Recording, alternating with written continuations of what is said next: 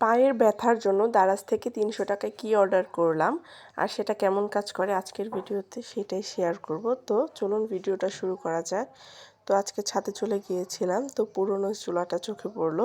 এটা মূলত অনেক আগের চুলা, তো এটা একটু নষ্ট নষ্ট হয়ে গিয়েছে, এটা ঠিক করতে হবে। তো এরপর ছাদে চলে গেলাম। ছাদে চলে গিয়েছি মূলত অনেক দিন ধরে বৃষ্টি হচ্ছে, 2 দিন যাবত তো যাওয়াই হচ্ছে না। এর জন্য ভাবলাম দেখে আসি আসলে গাছগুলোর কী অবস্থা, কোথাও পানি জমে আছে নাকি। কারণ যদি পানি জমে থাকে তাহলে হচ্ছে গাছের যে গোড়াটা সেটা হচ্ছে পচে যায়। তো এখানে দেখতেছিলাম যে আমি নতুন কিছু বীজ দিয়েছিলাম ওই যে ঢ্যাঁড়সের, দেখতেছি ঢ্যাঁড়সটা মেবি হবে, এটা হয়েছে। এখানে পুঁই শাক টুই শাক আরও টুকটাক জিনিস করেছি, রোপণ করেছি, সেটা হলে আপনাদের সাথে অবশ্যই শেয়ার করব। তো এখানে কিছু গাছ আমি দেখছিলাম আর কি। এই মরিচ গাছটা হেলে গেছে মনে হয়, এইটার ছিদ্র মানে এই যেটার উপরে এটা রোপণ করেছি সেটার ছিদ্রটা আমি কম রেখে ফেলেছিলাম, যার কারণে পানিটা পাস হয়ে যেতে পারছিল না।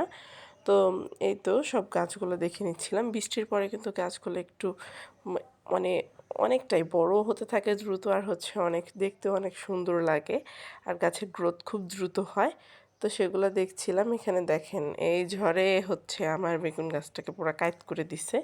তো এটাকে সোজা করে লাগাচ্ছিলাম, কিন্তু এখানেও দেখছেন একটু পানি জমে আছে, অনেক প্রচুর বৃষ্টি হয়েছে তো এর জন্য আর কি অবস্থাটা হয়েছে।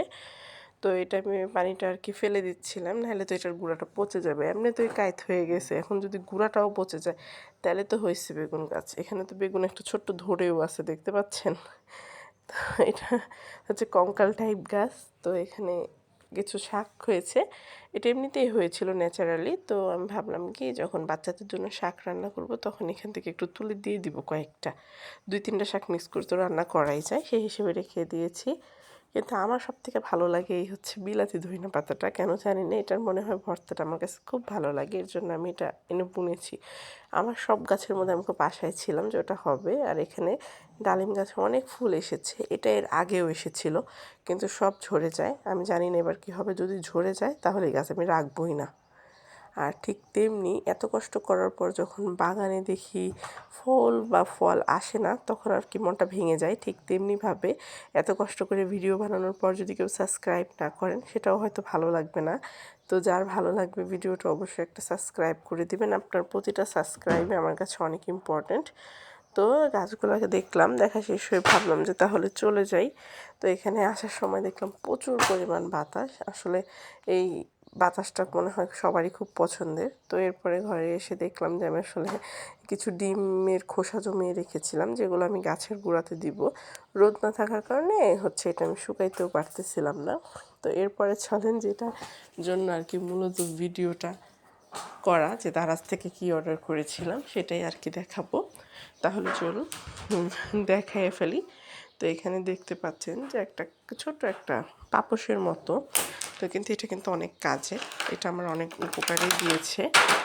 এখানে আপনার হচ্ছে অনেক, শুধু দুইটা মানে আপনি চাইলে রান্না করতে করতে এটার উপর দাঁড়ায় রান্না করতে পারেন, এতে আপনার পায়ের ব্যথা অনেকটাই কমে যাবে। তো চলুন দেখাই দেই। এখানে যে আমি হচ্ছে প্লাসে দিয়ে এটাকে অন করে নিয়েছি, এরপরে মাঝখানেরটাতে দিলে এখানে আমি ম্যাসাজে দিয়ে দিলাম। এখানে অনেকগুলো থাকে, মনে হয় 10টার মতো আর কি, কতটা ম্যাসাজের মতো লাগে কোনোটা, মানে বলেন এক একটা এক এক রকম ফিলিং দেয়।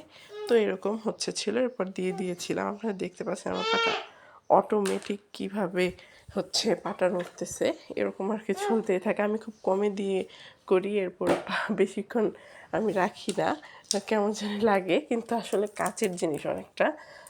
দেখছেন পা অটোমেটিক হচ্ছে ম্যাসাজের মতো হয়ে যাচ্ছে। অনেক সময় আমাদের পা ব্যথা করে মনে হয় না যে কেউ যদি কিলো দেয় তাও ভালো লাগে, ঠিক তেমনিভাবে হচ্ছে গিয়ে করছিলাম। তো খুব ভালো, এটা আপনারা চাইলে নিতে পারেন দারাজ থেকে। তো এরপরে এটাকে ভাবছিলাম যে উঠিয়ে রেখে দিই, এটাকে এবার জিরোতে নিয়ে আসছি, তাহলে এটা অফ হয়ে যাবে অটোমেটিক। তারপরে এরপরে আমি একটু বাহিরে গিয়েছিলাম আমার ছেলের স্কুল ড্রেস নেওয়ার জন্য। এর আগেই দেওয়ার কথা ছিল, কিন্তু যেহেতু বৃষ্টি ছিল তাই আর কি কয়েকদিন যাইতেই পারি নাই নিয়ে আসতে। তো এই তো বের করে আর কি একটু দেখে নিচ্ছিলাম যে সব কিছু ঠিকঠাক আছে নাকি। তো এই যে শার্ট প্যান্ট বানিয়ে নিয়ে এসেছি। তো আসলে এটা মনে হয় সব বাবা মায়ের অনেক ভালো লাগে দেখতে, যে আসলে নিজের বাচ্চার প্রথম স্কুল ড্রেস, এটা ও যদি কখনো মানে বড় হয়ে যায় তাও এই ড্রেসটা মনে হয় আমার কাছে থেকে যাবে।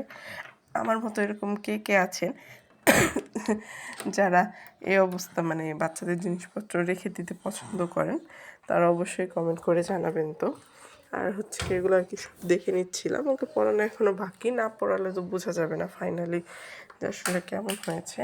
এরপর জুতাটাও আর কি একটু, এই জুতাটা এর আগেও আমি দেখেছি, তাও আবার দেখে নিচ্ছিলাম, কারণ হচ্ছে গিয়া বাচ্চার জিনিসপত্র দেখতে ভালো লাগে। আর আমার ভিডিওটা যদি আপনাদের ভালো লাগে তাহলে অবশ্যই একটা সাবস্ক্রাইব মাস্ট করতেই হবে। ধন্যবাদ সাথে থাকার জন্য।